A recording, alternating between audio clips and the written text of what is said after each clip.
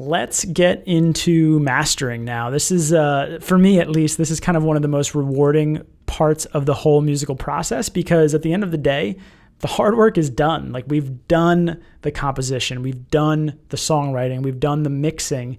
To me, mastering is just something that we kind of get to slap on the end of the whole process in a very like strategic and, thorough technical way, but it's meant to accentuate the stuff that we've already done. It's not meant to be like some overarching band-aid or some sort of a huge fix. It's literally meant to make what we've already made just a little bit better. And that to me is just, it sounds like a super rewarding thing, and it is for me. So what I want to do to just kind of get started is just play a little bit of the song that we're going to be working on. This is like an incredible remix that an artist named Enzo made. So I'm just going to play the drop here for you guys so that you can kind of hear what we're working with. And then we'll talk about the first thing that we're going to do to just go ahead and master this.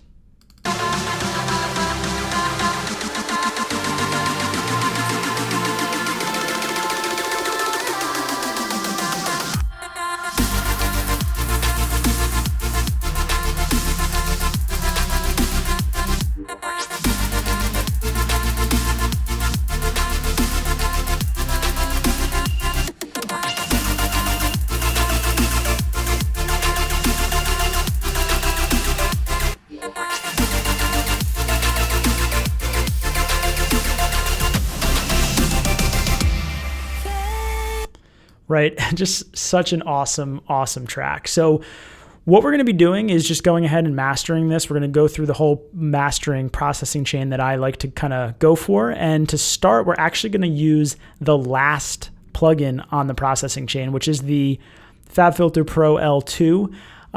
Again, even though that this is the last plugin in the processing chain, I'm going to be applying it first. And that's simply because it's the most drastic plugin on our mastering chain. And generally speaking, we're going to be kind of shooting for gaining loudness in stages. Like, we don't want to necessarily only rely on the Pro L2 for the loudness that we're going to generate, but we do want to kind of get most of it from here. And then we'll also get a little bit of loudness from some other plugins kind of throughout this mastering chain. So the absolute first thing that we're going to do inside of Pro L here is actually just go over to our output level and set this to -0.2. You could set this to -0.3 if you want, -0.2, whatever. But basically, this is just going to prevent the track from actually like clipping when you play it out on commercial systems, car stereos, club systems, right? It keeps it below digital 0, which these brick walls, like as close to perfect as they aren't absolutely perfect, which is why we give ourselves a little bit of room, right, by setting it to -0.3 or -0.2. The -0.3 is just a little bit safer, but at the end of the day, pretty much always -0.2 also gets the job done. Now, what we're going to do is we're just going to be looping kind of one of the louder sections of the song in order to set this. And what we're like essentially doing here is creating the commercial loudness in this song.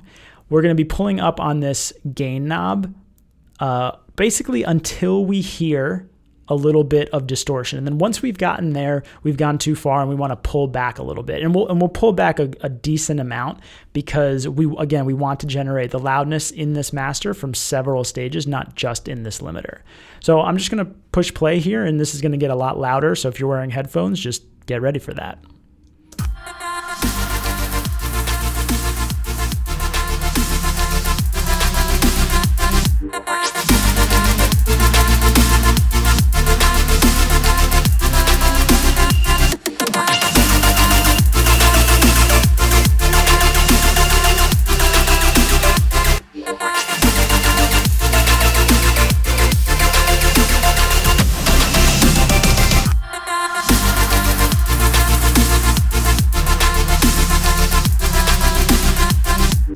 So we were getting pretty loud once we were up by, +8, +9.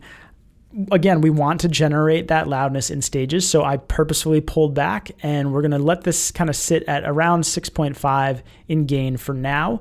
There's a couple things we're going to still be tweaking inside of the Pro L2. So this could change a little, but again, this is a good starting point. And again, you'll notice that on the overall output, right, we've never surpassed -, or just -0.2.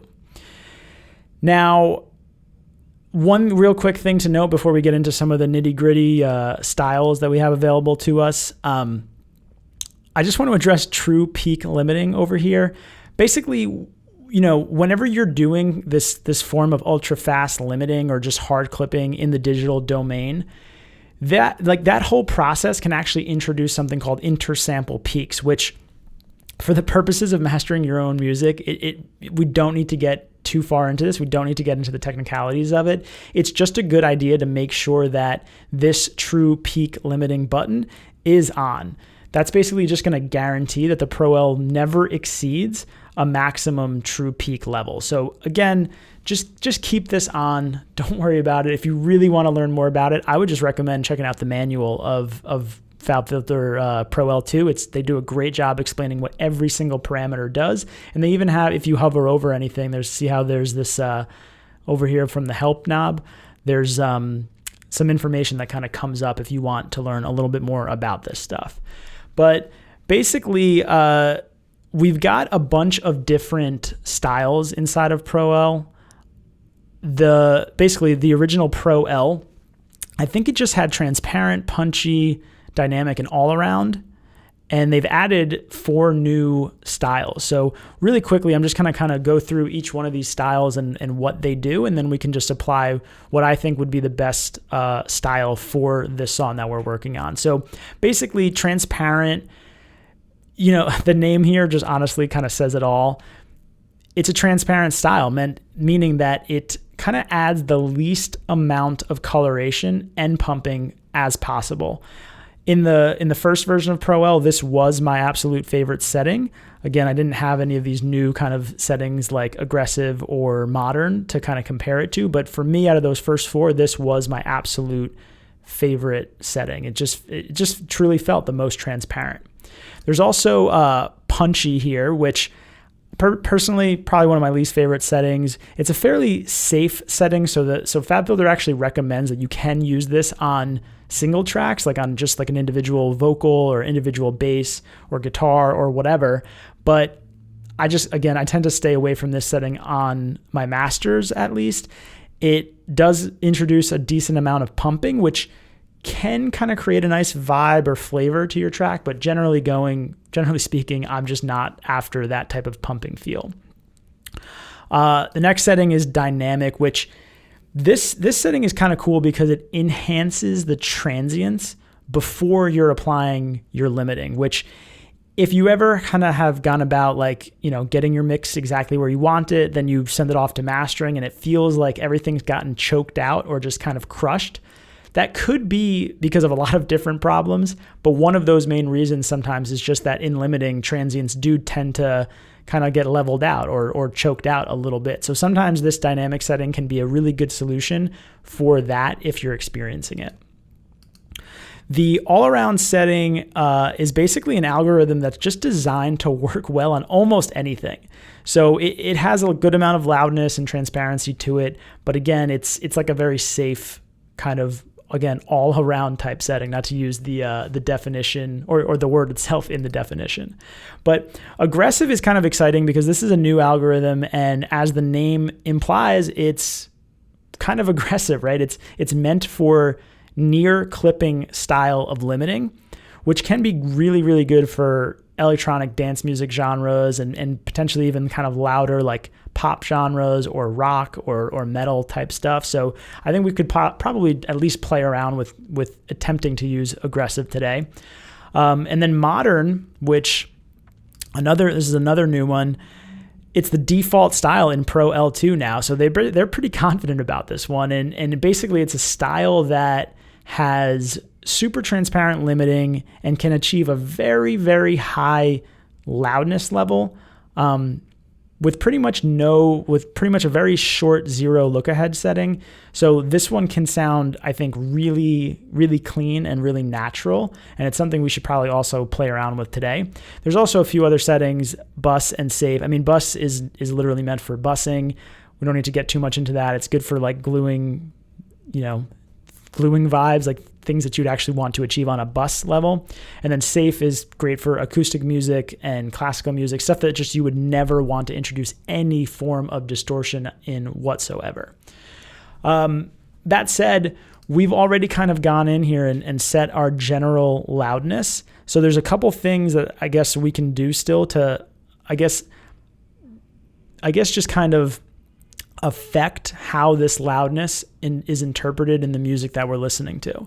So one of those knobs or one of those parameters that can really affect what we're doing here is the look ahead setting, which this can potentially reduce distortion because it literally looks ahead. It's kind of like an eyelid into the future. It basically means that as the music is playing, it predicts what's happening in advance. So faster look ahead speeds is going to help your music sound louder, but there will be a higher risk of distortion because because it's not looking quite as far into the future, right? It's just a shorter look ahead time. I generally tend to keep it pretty fast, and I feel that if I am hearing distortion, it's probably being derived from me over limiting more so than just like look ahead speed, right? This is a gentle setting that can like, if you do hear some problems, you can play with it, but I wouldn't think that if you're hearing distortion, it's solely because of the look ahead speeds. But again, something to play around with. When it comes to attack and release, I generally want a fast to medium speed attack and also a fast to medium release, because slower releases would actually make the mix a bit quieter, right? It'd be holding on to that limiting a bit too long. Transient linking here, I wouldn't really worry about this stuff. I pretty much never touch this, but it has to do with stereo transients, and just generally speaking, keep the release at 100% and the transients below 50%. It looks like the default is at 75, so maybe FabFilter has a reason for doing that, but generally maybe let's actually update that to say keep it at 75% or below. And again, if you want to learn more about this stuff, just check out the manual. All of this stuff is right in there. Now, what I want to do really quick is just toggle probably between, what I'll jump between is transparent, aggressive, and modern. And let's just see if we can hear a difference between some of these varying styles. We'll start with modern.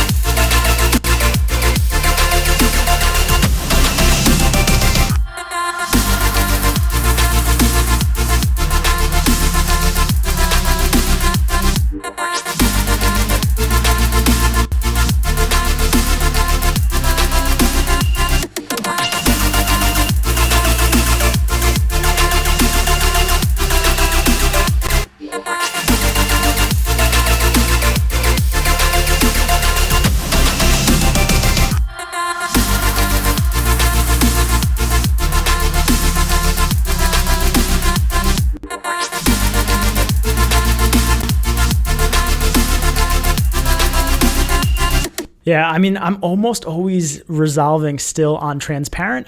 Granted, I've been using Pro L for a bunch of years now, and that's just been my favorite setting. So maybe my ears are used to that. But when I was cycling between these, I did feel that transparent did actually feel like this word, right? It felt more transparent. I felt like I could hear everything in the mix a bit, like, I guess it was less, like there was less pumping, less of an effect of limiting. Like it almost feels like it's an invisible limiter to me. Like there's just not much changing and the song is being heard as it was kind of meant to be heard, or at least that's kind of what my perception is here.